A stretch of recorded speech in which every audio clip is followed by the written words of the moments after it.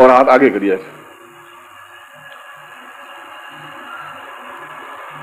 संपूज जगन्मालादि ब्राह्मणांस्ति वाचे धर्म करुण मांगल्ये संग्राम मुद्रोकालम कुर्यात् क्षत्रिय विषयो अवनिकता जानु मंडला कमला मुकुला सदसा मंजिलम शीर्षाम धाय लक्ष्मी पाणी नाम स्वर्ण पूर्ण कलसम धात्वा दीर्घा नागा नदनाम पद मंगल्यम चास्तु पुष्पाणि पान्तु स्वच्छताम पान्तु आयुषमस्तु ताम्बूलानि पान्तु ऐश्वर्यं दक्षिणां पान्तु आरोग्यमस्तु दीर्घ आयुः श्रेयः शांति पुष्टि तुष्टि शास्तु शीर्षो विद्या विनयो वित्तम बहुपुत्रम बहुधनम चायसम चार्गम चास्तुर्यं कृत्वा सर्वा वेद यज्ञ क्रिया कणकनवरम भास्वा शोभना प्रवर्तन्ते तमहम ओंकार मादिकृत्वा समाथर्वा शीर्वचनम वैष्णवं ज्ञातम भवद्भिः ज्ञातम पुण्यम पुण्यमचते भगवती कात्यायनीवृतां भगवती माहेश्वरीवृतां भगवती रिद्धि कवितां भगवती सिद्धि कवितां भगवती पुष्टि कवितां भगवती तुष्टि कवितां सर्वा कुल देवता प्रीतम सर्वा ग्राम देवता प्रीतम स्वाष्ट देवता प्रीतम अतास्त ब्रह्मविश्व अतास्त प्रबंधन अतास्त विघ्नकर्ता शत्रु पराभवम यात सामंत गुणानि सामंत पापानि सामंत तया स्वानिवर्तां शिवाप सन्तु शिवार्तव सन्तु शिवाग्ने सन्तु शिवा आहुतय सन्तु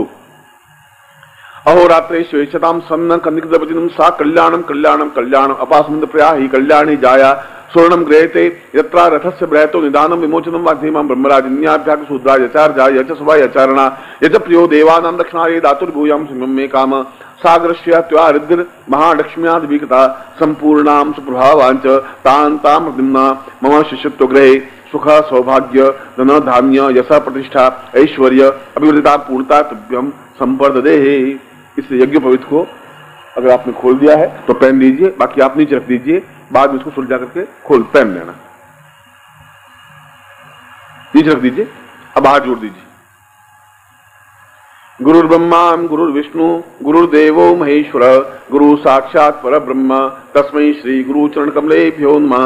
ध्यान मूलं गुरु मूर्तिर्पूजा मूलं गुरुपदम मंत्र मूलं गुरो वाक्यम मोक्ष मूलं गुरु कृपा मूकं करोति वाचालं पंगु लंघयते गिरिं यत्कृपातो वन्दे परमानंद माधवम गुरुचरणेभ्यो समर्पयामि गुरु मंत्र दद्यात्। अब मैं गुरु मंत्र दे रहा हूं, आपने दाहिना हाथ राइट हैंड सिर के ऊपर रखिए, बायां हाथ लेफ्ट हैंड अपने हृदय पर रखिए। मैं बोलूं आप मेरे साथ बोलेंगे। बोले ओम परम तत्वाय नारायणाय गुरुभ्यो नमः। ओम परम तत्वाय नारायणाय गुरुभ्यो नमः। ओम परम तत्वाय नारायणाय गुरुभ्यो नमः। चेतना मंत्र सुने था। ओम ह्रीं मम प्राण देह रोम प्रतिरोम चैतन्य जाग्रय ह्रीं ओम नमः। गायत्री मंत्र सुने था। ओम भूर्भुवः स्वः तत्सवितुर्वरेण्यं भर्गो देवस्य धीमहि धियो यो नः प्रचोदयात्। सातभ्यम संपर्दे। दोनों हाथ खोल दीजिए ऐसा। मैं आपको आशीर्वाद दे रहा हूं। मंत्रार्था सफला संतु पूर्णाम संतु मनोर्था शत्रुनाम मुदिनाशोस्तु मित्राणाम मुदियस्त्वा ऋग्वेदो यजुर्वेद सामवेदो यथर्वण ब्रह्म वाक्यस्थान्त्यं धनन्तीं तसत्वाम अक्षतां प्रस्ते तोन्त्यं गृह्णन्ति येन्द्रा चत्वारवर्ते लक्ष्मी आयु बुद्धि यशो बलम शीर्षमायुष्मारोग्यम मां विदत्पमानं महिते धान्यं धनं पशुपुत्र लाभम सत्संवत्सरं दीर्घमायु मम शिष्यत्वं पूर्णतां तां तुभ्यं संपर्ददे। हाथ जोड़ दीजिए। एतस्मां त्वमेव माता च पिता त्वमेव त्वमेव बन्धुश्च सखा त्वमेव त्वमेव विद्या द्रविणं त्वमेव त्वमेव अनयाम पूज्याम सांगाय श परिवाराय सायुधाय सस्तिकाय महाम गुरुत्वम सातभ्यम संपर्ददे। अब मैं विशेष दीक्षाएं जो ले रहे हैं वो एक एक करके अनाउंस करेंगे। पांडे जी यार ये माइक नीचे रख दे।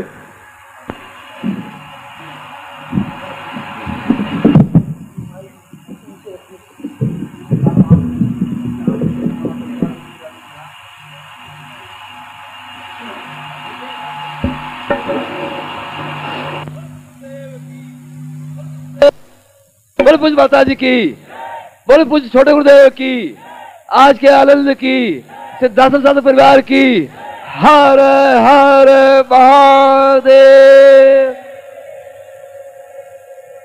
परम पूज्य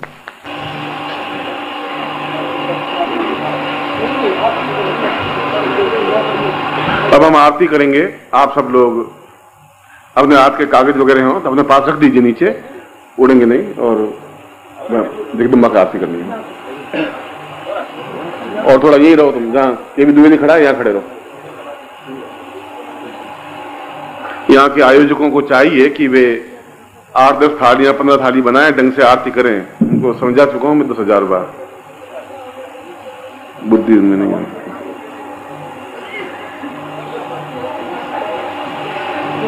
ओम कर्पूर गौरम करुणावतारम संसार सारम भुजगेन्द्रहारम सदा वसंतम हृदयारविंदे भवं भवामि सहितं नमामि। ओम जय जगदीश हरे स्वामी जय जगदीश हरे।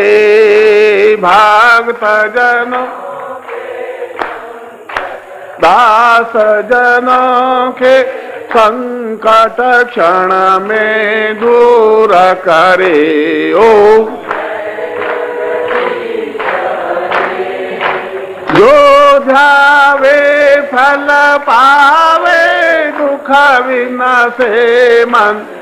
हो स्वामी दुख सुख संपत्ति घर आवे, सुख संपत्ति घर आवे, कष्ट मिटे तन का। ओ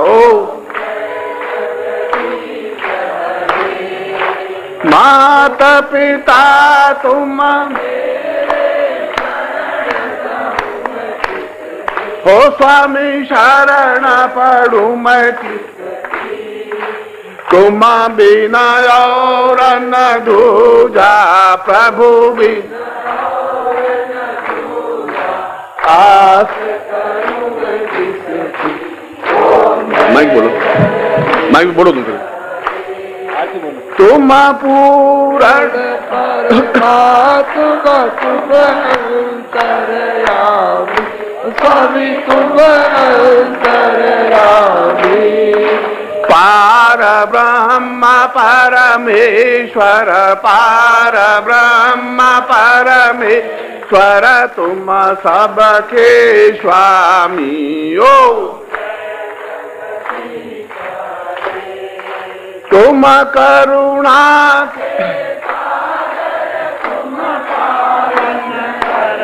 हो स्वामी तुम पालन करता। मैं मूर्ख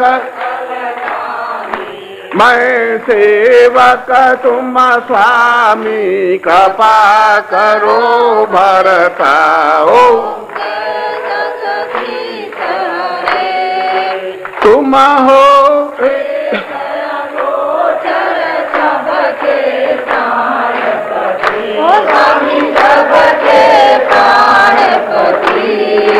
किसा विधा मिलूं दया माया, किसा विधा मिलूं कृपा माया तुमको।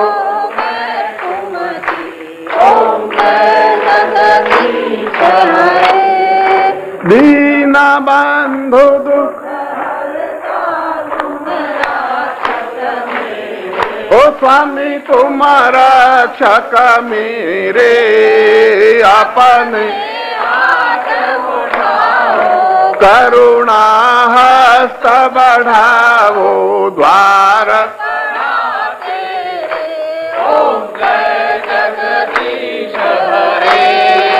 विषय विकार मिटाओ पाप हरो देवा। हो स्वामी पाप हरो देवा। श्रद्धा भक्ति बढ़ावो, श्रद्धा प्रेम बढ़ावो, संतन की सेवा। ओम जय जगदीश हरे तन मन धन सब जीवन सब कुछ है तेरा, ओ स्वामी सब कुछ है तेरा। तेरा तुझको अर्पण, तेरा तुझको अर्पण, क्या लागे मेरा। ओम जय जगदीश हरे। तुम हो आदि अनादि भक्तन हितकारी, ओ स्वामी भक्तन हितकारी। हम सब शरण तुम्हारी, हम सब शरण तुम्हारे, काटो यम फांसी। ओम आरती गाऊंगा सुनाऊं, इतनी नहीं है शक्ति, ओ स्वामी इतनी नहीं शक्ति। कृपा दृष्टि प्रभु राखो, कृपा दृष्टि प्रभु राखो, तीजो चरणों की भक्ति। ओम जय जगदीश हरे। पार ब्रह्म परमेश्वर की आरती जो कोई नरक हो, जरा मन सुधा हो जरा पाप परा, हो जरे सुख संपत्ति, हो जरा दुख दारिद्र, हो जरे घर लक्ष्मी आवे। भणत बोला नंद स्वामी रटत शिवानंद स्वामी, एचा फल पावे। ओम जय जगदीश हरे। यो शांतिरंतरिक्षं शांति पृथिवी शांतिराप शांतिरोपदयः शांति वनस्पतयः शांतिर्विश्वे वेदा शांति ब्रह्म शांति श्रोघुम शांति शांतिरेव शांति सामा शांतिरेदि। जगदम्ब मात की आज के आनंद की। बोल हर हर महादेव।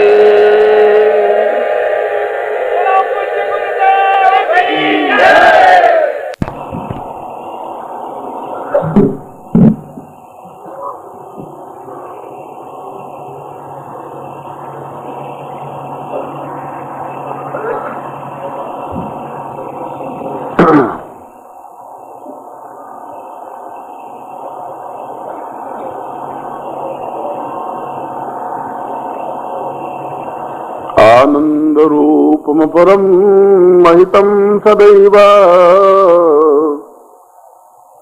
भोगान वदैव सहितम भवतां वदैव ज्ञानम वदैत भवतां भवते सदैव मन्यासरूप भवतम जगदम्ब रूपम। मैं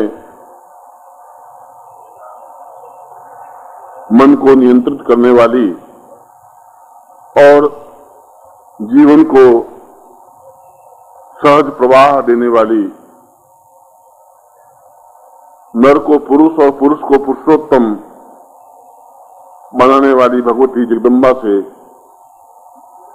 प्रार्थना करता हूं कि आप अपने जीवन में पूर्ण पुरुष, महापुरुष या अपने आप में पुरुषोत्तम बन सके, ऐसा ही मैं आपको हृदय से आशीर्वाद देता हूं।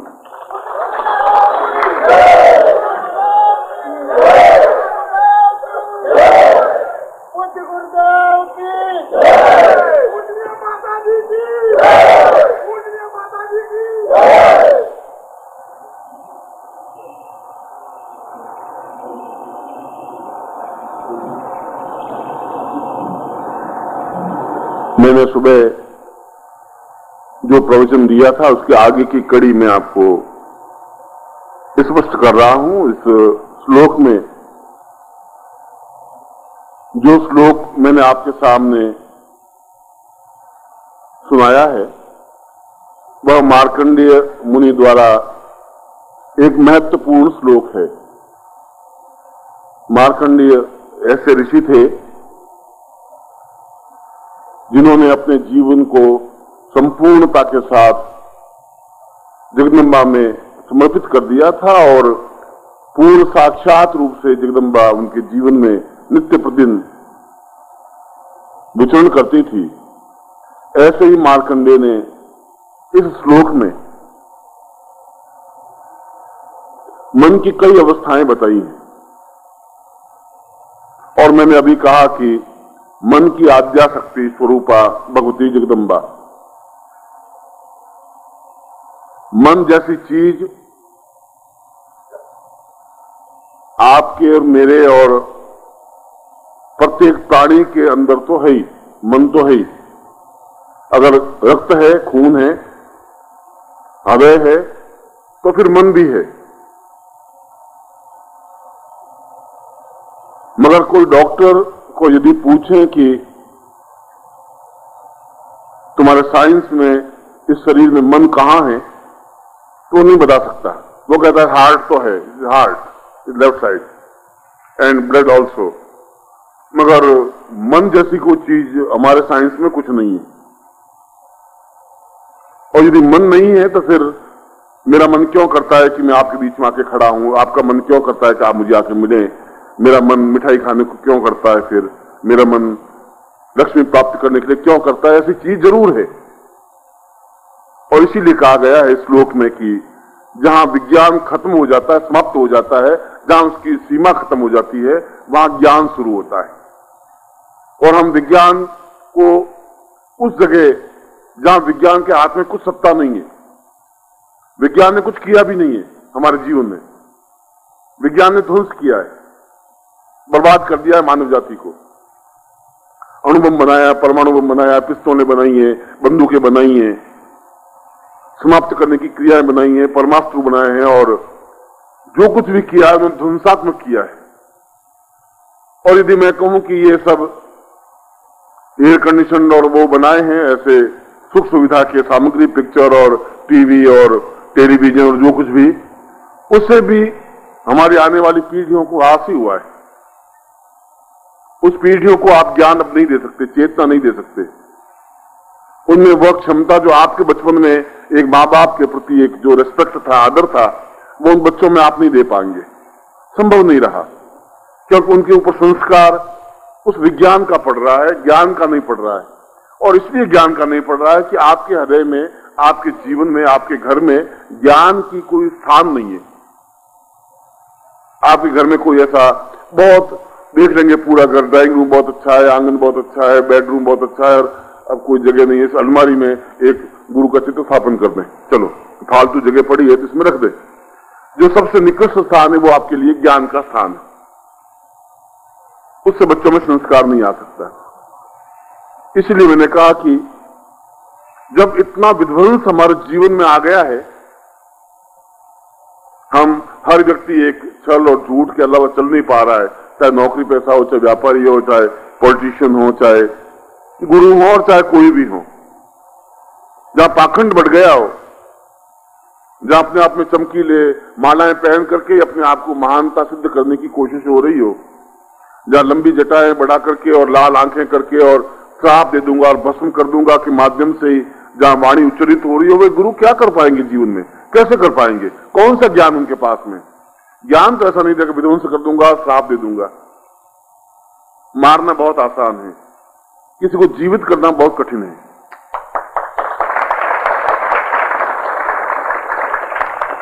विज्ञान मार सकता है किसको भी, विज्ञान तो छोटा सा काम भी नहीं कर सकता। हम तो गाय को घास खिलाते हैं, बिल्कुल वो घास कन्वर्ट हो जाता है दूध में। विज्ञान तो उस घास को दूध में कन्वर्ट नहीं कर सकती, संभव नहीं है। हम खाते हैं गेहूं की रोटी और ये हमारा शरीर उस गेहूं की रोटी को खून में कन्वर्ट कर देता है। विज्ञान उस गेहूं को और बाजरे को और मक्का को और ज्वार को रक्त में प्रभावित नहीं कर सकता, रक्त में चेंज नहीं कर सकता। विज्ञान कुछ कर ही नहीं सकता। इतनी छोटी सी बात भी विज्ञान, इतनी प्रॉब्लम हो गई, इतने विज्ञान बढ़ गया है। और हम 20वीं शताब्दी में ऋषि में छलांग लगाएंगे। आप छलांग लगा सकते हैं, घुटने आपके टूट जाएंगे, उसमें कुछ होना वाना कुछ नहीं है। जहां एक विज्ञान छोटा सा काम नहीं कर सकता, जहां रचनात्मक नहीं कर सकता, सृजनात्मक नहीं कर सकता, जहां खून बना नहीं सकता, एक रोटी को खून में परिवर्तित नहीं कर सकता, वो मन को कंट्रोल भी नहीं कर सकता, वो मन को समझ भी नहीं सकता। विज्ञान की परिभाषा मन नहीं है। विज्ञान के उन पुस्तकों में मन जैसी कोई चीज नहीं है, अटैचमेंट जैसी कोई चीज नहीं है, प्यार जैसी कोई चीज नहीं है, ऐसी कोई चीज है ही नहीं। ईश्वर कुछ नहीं है उनके जीवन में जो मन। और इसीलिए हम सब पीड़ित हैं, संतप्त हैं, परेशान हैं। परेशान हैं अपनी भौतिकता की वस्तुओं की वजह से, आध्यात्मिक वस्तुओं की वजह से भी। अभी नंद किशोर ने बताया कि हम गुरुदेव कुछ ऐसा करें कि उनकी मनोनुकूल इच्छाएं पूर्ति हों। स्वाभाविक है कि हमारी इच्छाएं अपने आप में अनंत हैं और जब तक उन इच्छाओं की पूर्ति नहीं होगी तब तक हम जीवन में कुछ समर भी नहीं सकते, सज भी नहीं सकते, आगे नहीं बढ़ सकते। मैं आपको कहूं साधना करें और आपके घर में पीपे में आटा नहीं हो तो आप साधना नहीं कर सकेंगे। मेरा गुरु के रूप में धर्म है, कर्तव्य है कि पहले मैं आपको उतना संपन्न करूं जिससे कि आपके घर में आटा बन सके।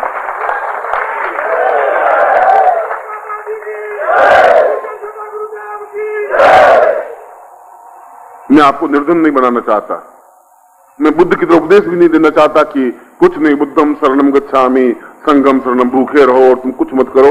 मैं ऐसा बुद्ध का उपदेश देना उचित नहीं समझता हूं।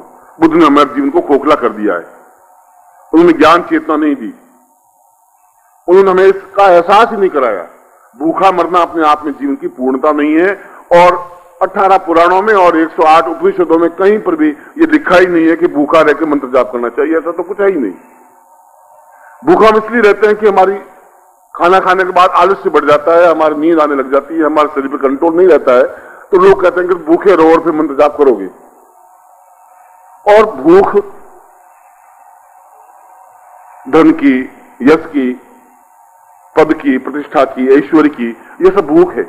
केवल गेहूं के रोटी की भूख नहीं होती। उस भूख को शांत करना पिछले 400 वर्षों में भूल गए। इससे पहले हमारा कोई ऋषि मुनि, एक भी देवता, गरीब और दुबला पतला और ऐसा एक भी राम और कृष्ण और चाहे आप वशिष्ठ और विश्वामित्र और अत्रि और कणाद और पुलस्त्य जो भी ऋषि देख लें, चाहे देवता देख लें, चाहे इंद्र देख लें, चाहे वरुण देख लें, बिल्कुल लाल सुर्ख और बिल्कुल सही है। ऐसे पिचके आपके जैसे गालों वाले नहीं है। आप उनकी संतान, उनकी वशिष्ठ का गोत्र, आपके मैं वशिष्ठ गोत्र उत्पन्न हूं, मेरा भारद्वाज गोत्र, आपके पूर्वज बिल्कुल लाल सुर्ख बिल्कुल सही और आप पिचके हुए गालों वाले। क्या हो गया? ऐसा क्यों हुआ? इसलिए हो गया कि हमारे पास कोई गुरु नहीं रहा, सदगुरु नहीं रहा जो पिछले 400 वर्षों में समझा सके कि यह जीवन निर्धनता का, भूखमर का जीवन नहीं है। भूखों मरने से जीवन पूर्णता नहीं प्राप्त हो सकती, निर्धनता से जीवन प्राप्त नहीं हो सकता, उससे कुछ जीवन के परिपूर्णता नहीं आ सकती। और इसीलिए शास्त्रों में यजुर्वेद का प्रारंभिक मंत्र अपने आप में लक्ष्मी का मंत्र है। और इसीलिए उन शास्त्रों में, उन यजुर्वेद के अध्येताओं ने, उन ऋषियों ने, हमारे पूर्वजों ने लक्ष्मी को प्राधान्यता दी, इसलिए कि ज्ञान प्राप्त हो पाएगा लक्ष्मी के माध्यम से। लक्ष्मी का मतलब केवल सिक्के नहीं। यदि आपका मानस ये हो कि नोट ही लक्ष्मी है, ऐसा कुछ अर्थ नहीं लक्ष्मी का। लक्ष्मी का मतलब है कि मेरे जीवन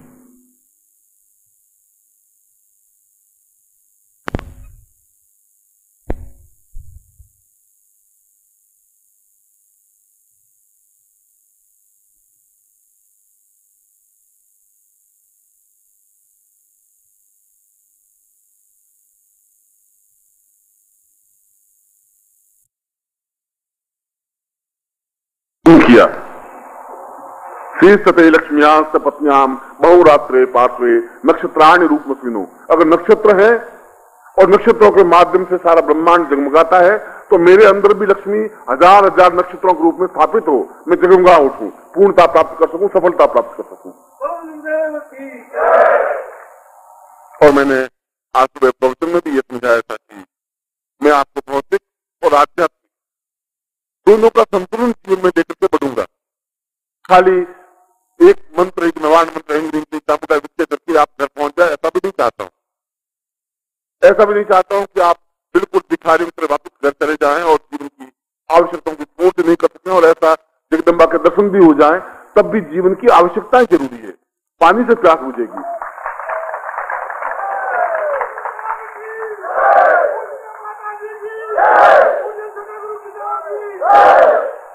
जगदम्बा के स्थान पे जगदम्बा है,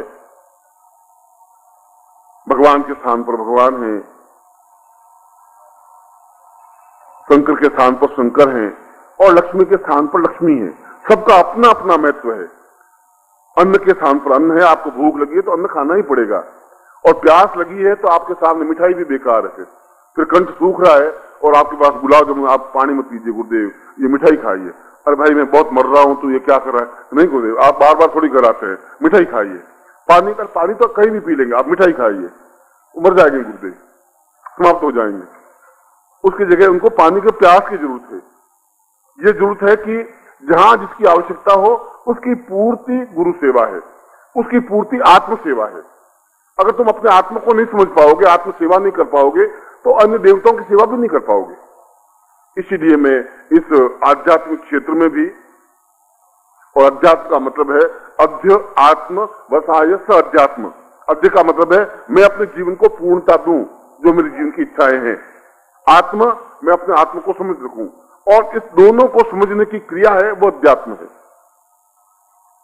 जहां मैं अपने जीवन की न्यूनताएं हैं भौतिक, और इसीलिए कहा कि शंकराचार्य का श्री सुंदरी सेवन तत्पराणाम, भगवती जगदम्बा मैं आपको श्री मानता हूं, लक्ष्मी मानता हूं, मैं आपको सौंदर्य युक्त मानता हूं, मैं आपकी सेवन में तत्पर हूं, मगर मैं चाहता ये हूं भोगस्थ मोक्षस्थ करस्थ। एक आत्म भोग भी चाहता हूं, एक आत्म मोक्ष चाहता हूं। और भोग का मतलब कोई शादी सुदाल पत्नी, ये भोग नहीं है। भोग का मतलब है कि एक धन हो, यश हो, मान हो, पद हो, प्रतिष्ठा हो, अतिथि मेरे घर आए उन्हें भोजन करवा सकूं, मंदिर बनवा सकूं, देवताओं की मूर्ति स्थापित कर सकूं, दान दे सकूं, भोजन करवा सकूं, और मैं उस धन का सदुपयोग कर सकूं। मैं सदुपयोग कर सकूं जब धन आए, और धन आएगा या लक्ष्मी प्राप्त होगी विशेष साधनाओं के माध्यम से, परिश्रम के माध्यम से संभव नहीं है। परिश्रम का आपके भाग्य में तो जो कुछ लिखा है वो आप प्राप्त कर ही रहे हैं। आपके भाग्य में लिखा है कि एक बिलाई के इस कारखाने में नौकरी करूंगा, लिख दिया, आप नौकरी कर रहे हैं। पैंट पहनी, सुबह 8 बजे चले गए, और फिर जाके लोहा पीटते रहे, लोहा कूटते कूटते वापस घर आए, पत्नी को 2-4 गालियां दी, थोड़ा खाना खाया, सो गए। दूसरे दिन भी आपका वैसा, ये 3 से 5 दिन आपका वही रूटीन है। भाग्य में तो आपके जो लिखा हुआ आप पढ़ रहे हैं, और 40 साल तक आपके भाग्य का लिखा हुआ आप पढ़ रहे हैं, तो अब आगे 20 साल में और नया घटना घटेगी भी क्या? ये जिंदगी तो ऐसी बिलाई में प्रमोशन हो जाएगा, 10 रुपए और बढ़ जाएंगे, 50 रुपए बढ़ जाएंगे। आपका बिजनेस है 200 रुपए का है तो 300 रुपए हो जाएंगे। उस जीवन में आनंद नहीं आ पाएगा, पूर्णता नहीं आ पाएगी, आपके परिश्रम से संभव नहीं है। एक मजदूर 8 घंटे मेहनत करता है भट्टी के सामने तपता हुआ, और उसको केवल 1200 रुपए 1500 रुपए इस कारखाने में मिलते हैं। ये आपके जनरल मैनेजर हैं यहाँ, वो आते हैं ऑफिस में, केवल आधा घंटा 5-7 कागजों पे साइन करते हैं, घर चले जाते हैं, तनख्वाह लेते हैं 35,000 रुपए। ये क्या चीज है? यह चीज है या तो पूर्व जन्म में किया हुआ पुण्य इस जीवन में प्राप्त हो, या नहीं हो तो इस जीवन में पुण्य हम प्राप्त करें, उस चीज को प्राप्त करें, उस साधना को प्राप्त करें, उसके माध्यम से हम उस स्तर पर पहुंच सके कि हम आधे घंटे में 35,000 रुपए कमा सकें, 50,000 रुपए कमा सकें, इतना अधिक कमा सकें, इतना अधिक प्राप्त कर सकें कि जिसका कोई अंत नहीं हो। मगर यह चाहते हैं श्री सुंदरी, मैं ऐसा चाहता हूं कि उसका दुरुपयोग नहीं हो, शराब नहीं पीऊं, बदमाशी नहीं करूं, छल नहीं करूं, झूठ नहीं करूं। क्या ऐसा संभव है? और मार्कंडेय फिर उसी लाइन को वापस दोहरा रहे हैं, और मार्कंडेय के शब्द मिथ्या नहीं हो सकते। इसलिए मिथ्या नहीं हो सकते कि एक मार्कंडेय ऋषि वह जो बचपन में घूरे पर, कूड़े करकट के ढेर पर अनाज के दाने बीन करके रोटी बना के खाने वाला एक ऋषि अपने जीवन में अद्भुत और ऐश्वर्यशाली बन सके, उसके जीवन का जरूर अनुभव होगा। वो घटिया बात नहीं कर सकता, वो संपन्नता के साथ पैदा नहीं हुआ था, तो बहुत एक छोटे और अत्यंत घटित और बहुत छोटे से स्थान से पैदा हुआ था, जिसके पास धन नहीं था, यश नहीं था, जिसके पास कुछ था ही नहीं, सुबह का भोजन नहीं था, और वो अपने जीवन में इतना अद्भुत ऐश्वर्यशाली बन सके, जरूर उसने कोई ऐसी साधना की होगी। क्योंकि ललाट पट्टे लिखतम विधाता सदाम पूर्व दारिद्र्य मय। अगर लाट पट्टे पर तुम्हारे विधाता ने दरिद्रता लिख दी है तो तुम्हारे प्रयत्नों से तुम उस दरिद्रता को नहीं मिटा सकते। प्रयत्न तुम कर ही रहे हो, 8 घंटे मेहनत कर रहे हो, प्रयत्न करने को कसर नहीं रख रहे हो, फिर तुम्हारे जीवन का जो एक संपन्नता प्राप्त होनी चाहिए वह नहीं हो पा रही है। और यदि आपकी संपन्नता प्राप्त नहीं हो पाएगी तो मैं चाहे कितना ही चीखूं, चाहे आपको कितने चरण छुआ दूं, उससे आपके जीवन में चेहरे पर मुस्कुराहट आ नहीं सकती। मैं चुटकुला कह दूंगा और आप हंस लेंगे तो वो एक क्षण का चुटकुला होगा, ऐसा हास्य कोई मतलब नहीं रखेगा। मैं चाहता हूं कि आपके चेहरे पर स्थायी मुस्कुराहट हो, एक खिलखिलाट मुस्कुराहट हो, एक चेहरे पर हास्य हो, एक विनोद हो, हृदय में कुछ उच्छ्वास हो, एक उमंग हो, एक जोश हो।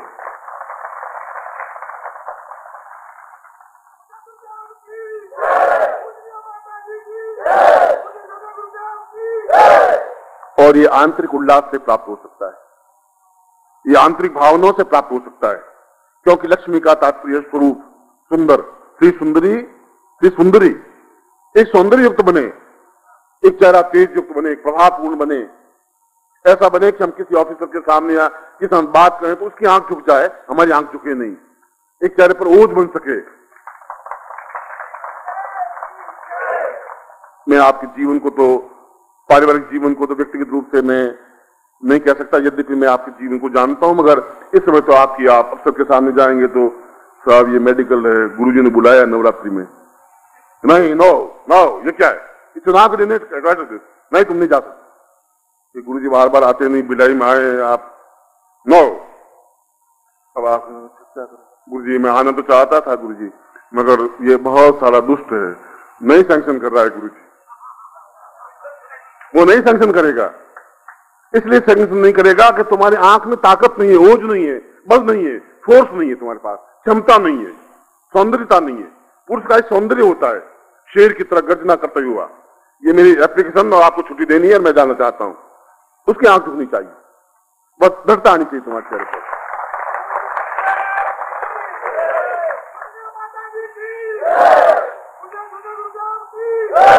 और यदि ऐसा नहीं है तो फिर आप भले किशोर सिंह लिख दें पीछे, और चाहे एम सिंह लिख दें, उस सिंह लिखने से तो शेरता नहीं आ पाएगी, इससे तो कोई फायदा नहीं हो पाएगा।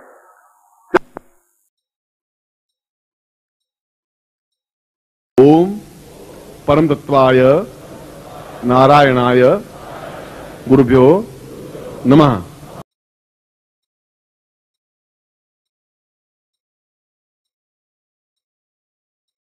ओम ह्रीं मम प्राण देह रोम प्रतिरोम चैतन्य जाग्रय ह्रीं ओम नमः।